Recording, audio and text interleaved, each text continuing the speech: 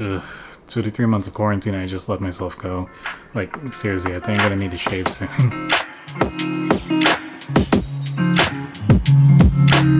Hey guys, so around a month ago, I created a video on why I love storytelling, and it actually inspired me to push myself to want to do another video.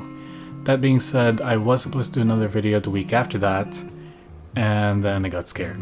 And then I pushed it to a week after that, and that's when BLM was happening, so I decided to create a video on that first. And then I pushed the video to last week, and then as you can guess, I got scared again. And to be honest, like, I am still kind of scared to do this because I'm not used to this at all. But I really had to push myself. And ironically, it was that fear of creating another video that actually inspired me to do a topic on the fear of creating. Is it ironic? I don't know. Anyways, so the one thing that I realized is that regardless of how long you've been creating, there's always that fear of creating something new, because there's this idea that with whatever you create, it should be better than what you've created before. The thing is, I've been making films for about 8 to 9 years now, and I still feel the same fear that I did when I was first starting out. And that's okay. And the reason why I say that is because it's that exact same fear that continues to keep pushing me forward, to continue to build up my skills and to continue to practice what I've learned, so that the stuff that I create 5 to 10 years from now is better than the stuff I've created 5 to 10 years ago. But the thing is, there are those moments where that fear does cause me to paralyze in the stuff that I do.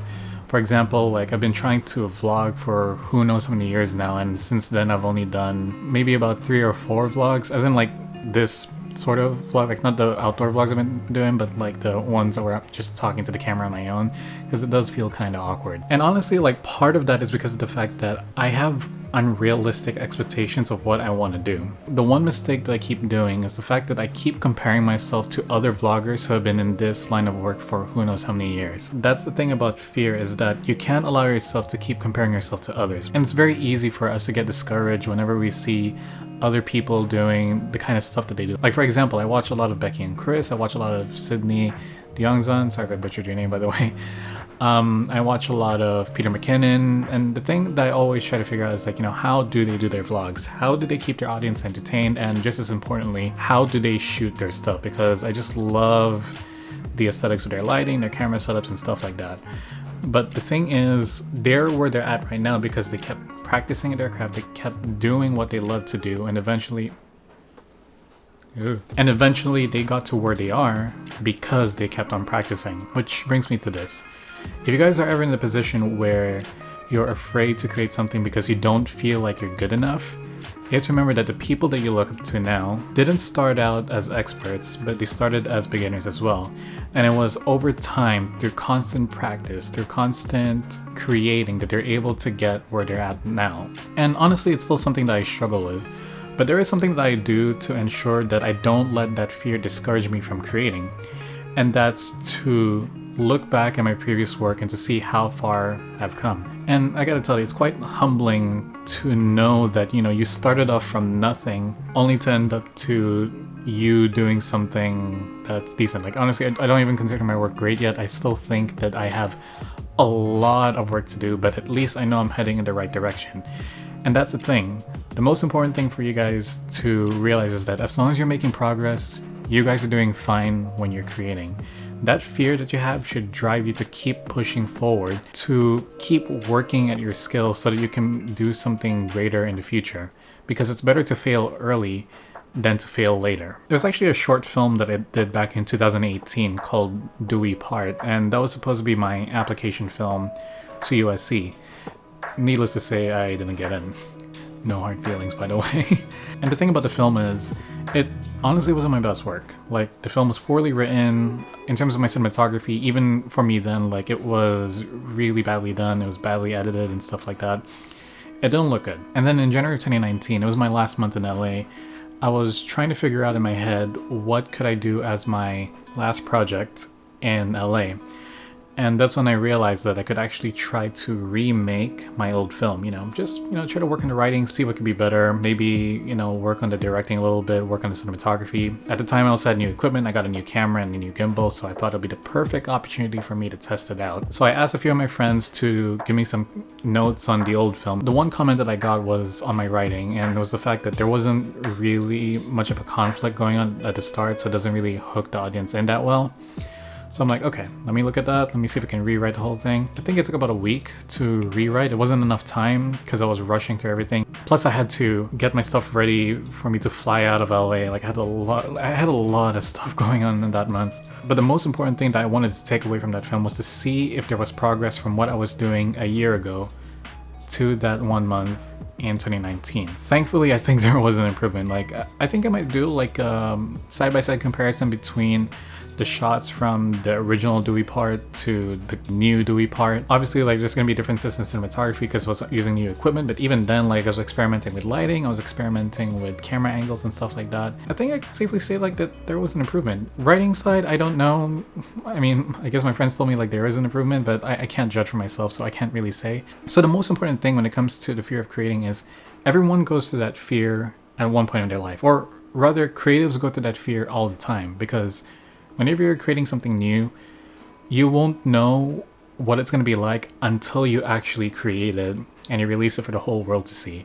Because the thing about all this is when it comes to creating, it's a long process. It's a very tedious process. Like a lot of people only see like the final product, but they don't see all the work that happens right before it. And it takes a lot of work. And it can get very, very easy for you to get discouraged. Like even in editing, the one thing that editors will tell you when it comes to editing like your projects is that you gotta push through that stage where you keep telling yourself that your edit sucks, because it is gonna suck when you're just putting all the clips together and you don't have any sound effects, you don't have any color grading, and you're like, none of this makes any sense. But that's because it's not done yet. You won't be happy with the thing that you're creating until you actually see the final product. And if you fail at that, that's fine.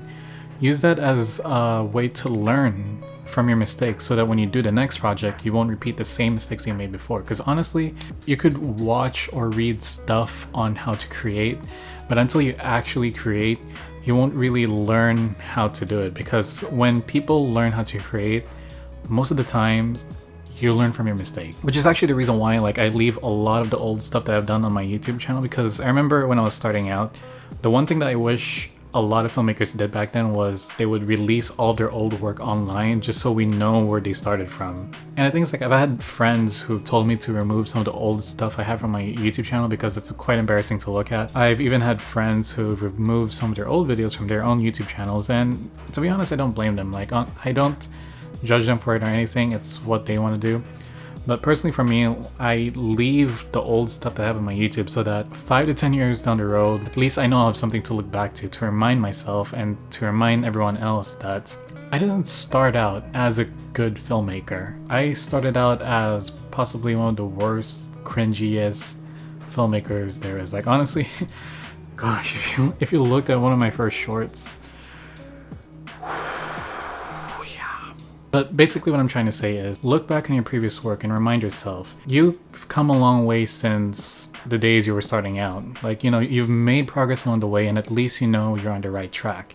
If you're literally just starting out, like let's say you've not even made your first film yet, now's the time to create, because you're probably not going to do well in your first 5 pieces of work. I'm sorry, like it sounds horrible to hear, but you gotta remember, like as long as you're making progress, that's what matters. So fail on your first project. I mean, don't intentionally fail, but if you fail, use that as a way to learn from your mistakes to make your next project better. And if you fail in the next one, same thing. I don't know how many projects I've made before I finally got to a decent looking short film. Like it's not even like a decently written short film, just a decent looking one. And there were like tons of projects I didn't even finish, and tons of projects, again, same thing again. There were like tons of projects I didn't even finish, or like tons of projects that never even saw the light of day. If I were to tell you like how many projects I've failed before I finally got to my first decent looking short film, whichever one that may be, I honestly don't know.